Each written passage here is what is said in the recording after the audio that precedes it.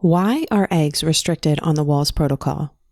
They're such a great and easy protein, and they're so versatile. You can have hard-boiled eggs, scrambled eggs, an omelet, or even egg muffins. And you don't seem to have an obvious reaction to them. So why is such a seemingly healthy food restricted on the Wahls Protocol? And does this rule really apply to you? Let's find out. And my friend, if you want a more personalized approach to creating your MS diet and lifestyle, check out my private coaching program. It includes a comprehensive assessment, personalized strategies, and lifestyle support. Each month, I accept only 3 new clients. So if you are interested, apply at alenebrennan.com/coach. Now on to today's episode. There are 1 million people diagnosed with multiple sclerosis in the US. So that makes you 1 in a million. And you have a special purpose in this world that no diagnosis can take away from you. So if you are ready to reclaim your body, mind, and life from multiple sclerosis, welcome to my MS podcast. I'm your host, Alene Brennan. Hello, my friend. This is probably one of the top 5 questions that I get asked as a nutrition coach certified in the Wahls Protocol. Why? Why are eggs restricted on the Wahls Protocol? What exactly is inflammatory about them? And does this rule really apply to you? Most people are asking for 2 main reasons. They want to make sure that they're following the protocol properly because they're worried if they do something wrong, they won't get results. And secondly, they feel like they're already restricting enough foods. They don't want to add another thing to the list unless they absolutely have to.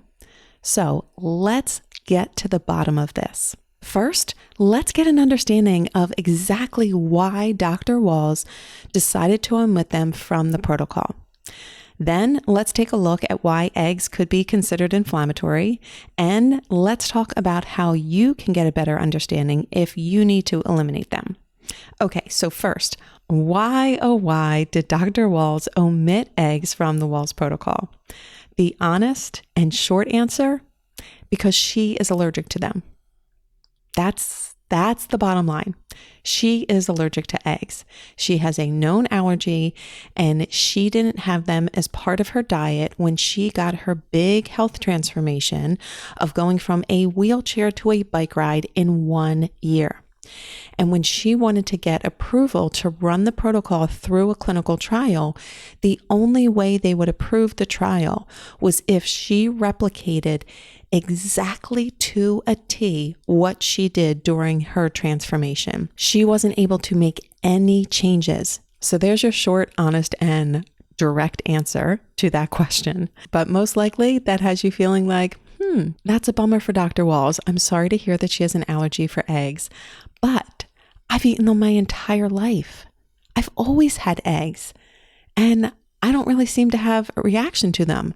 So do I need to eliminate them or not? Because let's face it, they can make breakfast a lot easier, especially if you've already eliminated gluten and dairy, 2 of the most common breakfast ingredients. And then on top of that, you're having to omit eggs too. That gets really challenging at breakfast. But don't worry, we got you covered for that. Breakfast starts to look really non-traditional in the Wahls Protocol world. So don't worry if that is the case. But let's start to understand. Okay, so they're omitted from the Wahls Protocol because Dr. Wahls has this allergy and she wanted to run the protocol through a clinical trial and she had to replicate it to a T. She could not make any changes, not a single change. So that explains the Wahls Protocol. But was there any other evidence to support that they could be inflammatory to other people as well? So glad you asked. Yes, the truth is eggs can be inflammatory. And the truth may surprise you because it's actually the egg whites that are most inflammatory. We have been trained to think that the yolks are the problem when it comes to eggs, and that's primarily been because of cholesterol, which isn't 100% true, but that's another topic for another day. Today, we are talking about the connection of eggs and inflammation in the body, specifically related to autoimmune disease. So what we know about eggs and inflammation is that it's the protein in the eggs, specifically ovalbumin, can stimulate the immune system, leading to inflammation and potential symptoms and flares. Inflammation is the key player in autoimmune disease. It is the very thing that we are trying to reduce when it comes to changing our diet. Our goal is to reduce inflammation in the body and help to regulate the immune system. And in many cases, eggs can do the opposite. This protein in them, again, can stimulate the immune system, leading to inflammation and potential flares or symptoms. So by eliminating them, you, in theory, can help to reduce potential symptoms and flares. Now, does this apply to everybody across the board? No. But it is something to consider if you don't have the results that you want yet. One of the things that I often include in this conversation when somebody asks me about eggs is I ask them if they have the results that they want right now. If you have the outcome that you want right now, feeling the way that you do, managing your diagnosis the way that you do, feeling confident about gut health and all of those things, this may not be something that you need to worry about. However, if you don't have the results that you want and they are still in your diet, I look at it as something that is a positive then, because if you're doing everything perfectly and you don't have the outcome that you want, that's really frustrating because it feels like there's no more tools in your tool belt to help address the issue. But if eggs are in your diet and you don't have the outcome, this can be good news because then it could help to lead you to the outcome that you want. And we're going to talk about how you can specifically better identify if you have a sensitivity to eggs or not. But let's just kind of continue on this broader conversation about eggs and the Wahls Protocol. So one, we know that Dr. Wahls eliminated them because of her own personal allergy. But two, we know from science that the protein in the egg whites can be inflammatory and stimulate the immune system. Two things we are trying to avoid when managing an autoimmune or a chronic illness.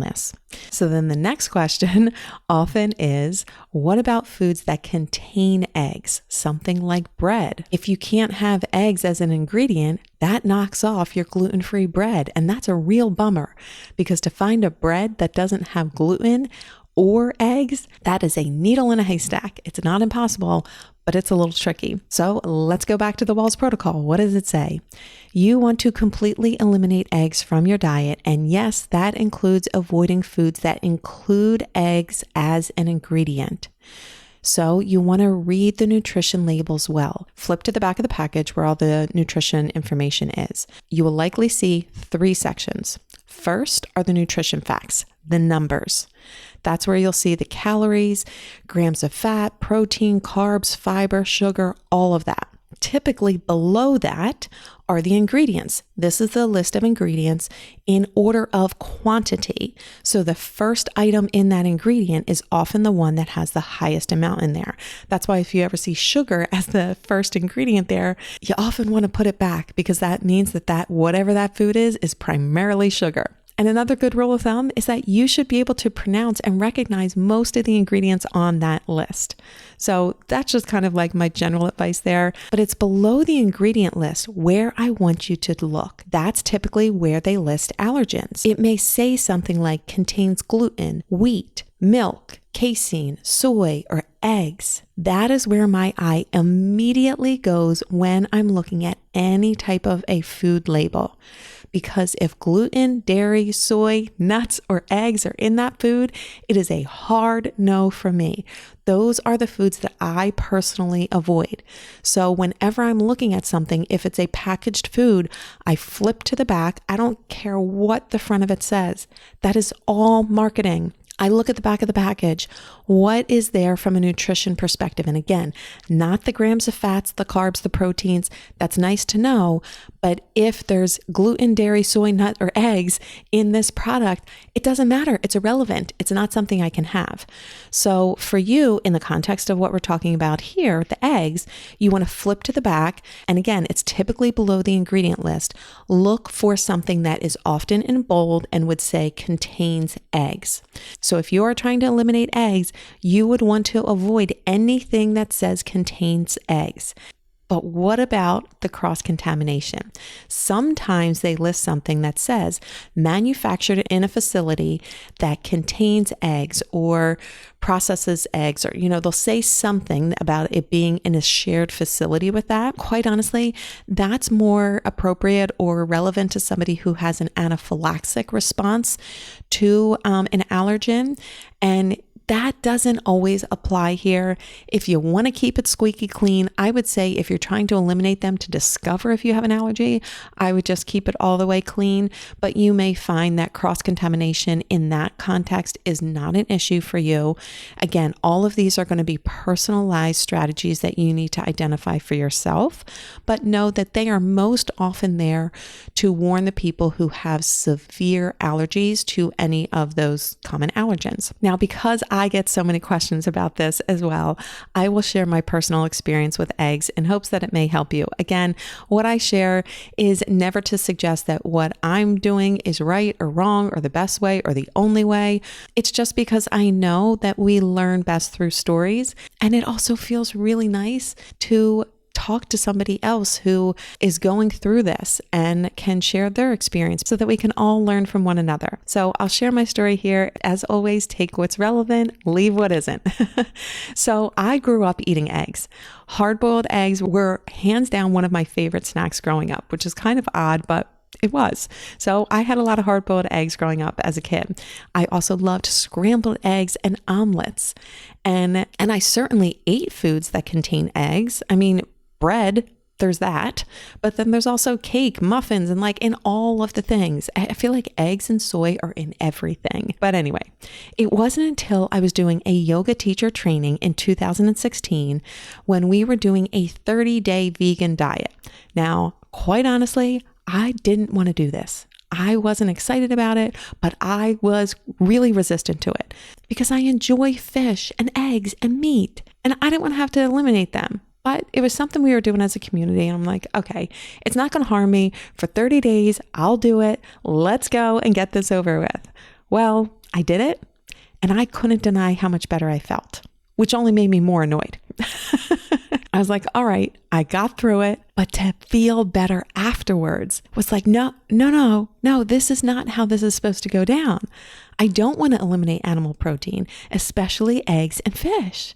I don't want to have to do that. But yet, I also liked the way that I felt. So after the 30 days, I decided I'm going to keep meat like chicken, turkey, beef, all of that out of my diet, but I would just introduce eggs and fish because from my thinking, I was like, well, that feels like maybe those would be the healthier of the two options to add back in. So a couple weeks go by and I realized I wasn't feeling good again. And I say that in the sense that it wasn't anything that was severe or quite honestly, anything that was really obvious, but it was one of those moments where it's you're just kind of laying down in the end of the day or you're waking up in the morning, when there's less things that are distracting you and you actually get a moment to pay attention to your body, how you feel in your body. That was when I was I don't know, my stomach just doesn't feel good. It just doesn't, it's not a stomach ache. It's definitely not me doubled over in pain. My bathroom habits, I feel were still the same. I felt I was still eliminating normally, but my stomach just felt this slight irritation and definitely bloated and just kind of my body felt inflamed overall. And even then, I didn't put the connection together because unless it's something that you eat and then have an immediate reaction to, it is really hard to make the connections on quote unquote on food sensitivities.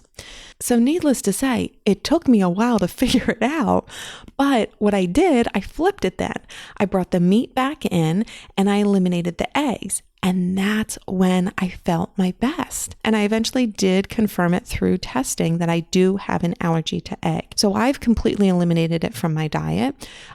Definitely eating straight eggs, but even as ingredients. So it's been almost 10 years, which as I say, that is pretty wild. Have I not had an omelet in 10 years or scrambled eggs in 10 years?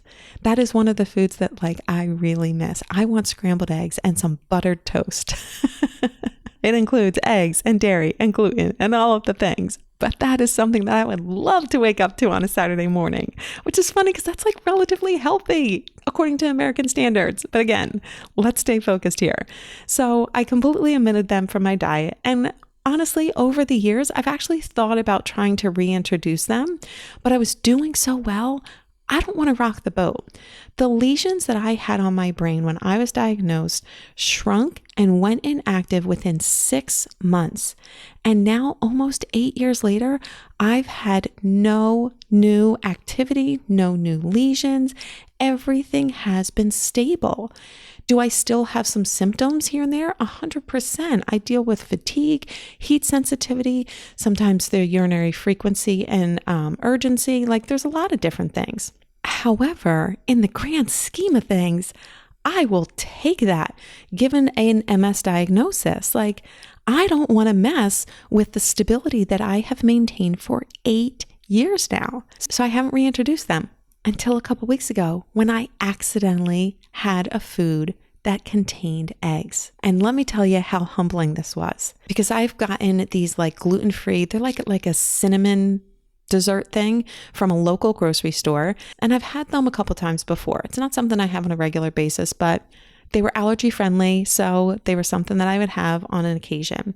And again, when I first got them, I confirmed that they were completely allergy friendly. No gluten, dairy, soy, nuts, or eggs. Well, I went into the kitchen the other day to grab one, and I noticed that the label on the container said, "New recipe contains eggs." I was shocked. First of all, that I hadn't seen it before because I had gotten one before from the same package. So one, I was really annoyed that how can somebody change a recipe and specifically add an allergen in and not blast that across the box? It really was not that prominent. I mean, if you look at it, obviously you're oh yeah, of course it's right there. So when somebody is in the marketing industry and they're yep, it fits the size, that's clearly labeled on there. But when you are at the grocery store and you are grabbing something from your kitchen, you are almost on autopilot, especially if it's something you bought before. You're not rereading labels if you know you've already bought it and you've already done well with it. So I was so irritated when I realized that, because I hadn't been feeling well leading up to that. I had been experiencing a lot of bloating, fatigue, and even some weakness that I typically don't experience. And quite honestly, I just chalked up the fatigue to MS. All right, I guess, I don't know, I'm just experiencing some MS fatigue here. The bloating, I don't know. I was trying to figure out, am I just gaining weight? I don't really feel like I'm doing anything differently. I'm definitely not at the same level of exercise that I want to be at. However, it's not awful. I'm not sitting here eating a box of cookies or eating a bag of chips at a time. My diet isn't that awful. So why do I feel so just bloated and inflamed? And then the weakness was one that it wasn't prominent, but it was just this underlying irritation almost. I don't know about you, but that is the one that just is like a sucker punch to me, because I want to feel strong. I want to have energy. I want, like we all do, right? I'm preaching to the choir here. Anyway, I just chalked everything up to MS. And I wonder how many of us often do that. How many of us experience some type of a symptom and just assume oh, that's because I have MS, or oh, that's MS rearing its ugly head again. And maybe it is. But what if it's not? What if the food is triggering the symptoms? That's something to consider. Now, the answer will be different for each of us, but I really encourage you to explore the possibility of food contributing to your symptoms, of food potentially being the irritant that is turning some of these symptoms either on or turning the volume of them or the intensity of them up. And here's the deal. We can assume that eliminating a food such as eggs is going to be like really painful. And I'm not going to lie, it's not easy, but it is 100% worth it. Being reminded of how I feel when I eat eggs and when I don't eat eggs is night and different. So even having this recent experience, I'm grateful for it because it completely shut down the question of whether or not I still have an allergy or a sensitivity to them. The answer is hands down, yes. And I would hate to be going through life feeling so bloated and inflamed every single day and not knowing why. Having this knowledge is so helpful and so empowering. So, how can you tell if you have a sensitivity to eggs? The easiest approach is to eliminate them. Try eliminating them for like 1 to 3 months. So like 30 to 90 days. Remove them from everything that you eat. Read the labels, avoid any foods that contain eggs. This allows your body to start healing from the damage that it could be causing. And pay attention to the results. If you don't have a copy already, definitely download a copy of my wellness tracker at alenebrennan.com/tracker so that you can track your progress throughout. It's completely free. So alenebrennan.com/tracker. You enter your information and I send a copy directly to your email. You print it out and you get to track all of these amazing things throughout your week. They're the habits that I have found to be most impactful in maintaining my health and managing this diagnosis. Now, don't worry if you forget that web address, just go to my Instagram page and it's the main link in my bio. Or of course, you can just email me or DM me, whatever. But download a copy, print it, and start tracking your progress. Then once that time is up, you can reintroduce them and track the results as well. This is a process that I guide the clients that I work one-on-one with to really play detective to see if any symptoms arise and what your tolerance for each food is. This gives you the confidence and confirmation of really knowing what affects you, so you're not constantly guessing.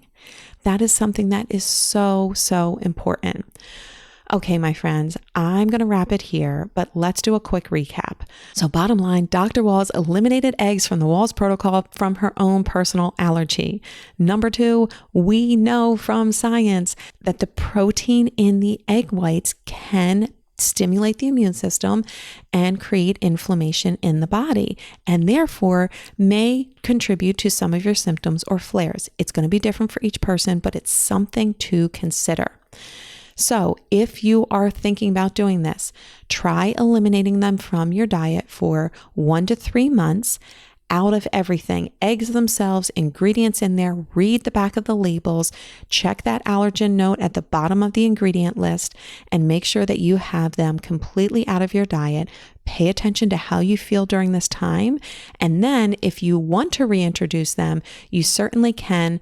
And again, that's something that I really guide my clients through in a very strategic way so that you're able to identify any potential symptoms, because they can show up in a lot of unsuspecting ways. It's not just your digestive system, but when you can make the connection of food and how you feel in your body, that is gold, my friends. That is gold. I truly hope that this episode has helped you and to help demystify this question around eggs and the Wahls Protocol. Thanks so much for listening in, and I cannot wait to connect with you next week. Well, my friend, we've reached the end of this episode. Pick one lesson from today's discussion and put it into action now. It's time to reclaim your body, mind, and life from multiple sclerosis. And for more resources, events, and programs, head over to alenebrennan.com. See you on the next episode of my MS podcast.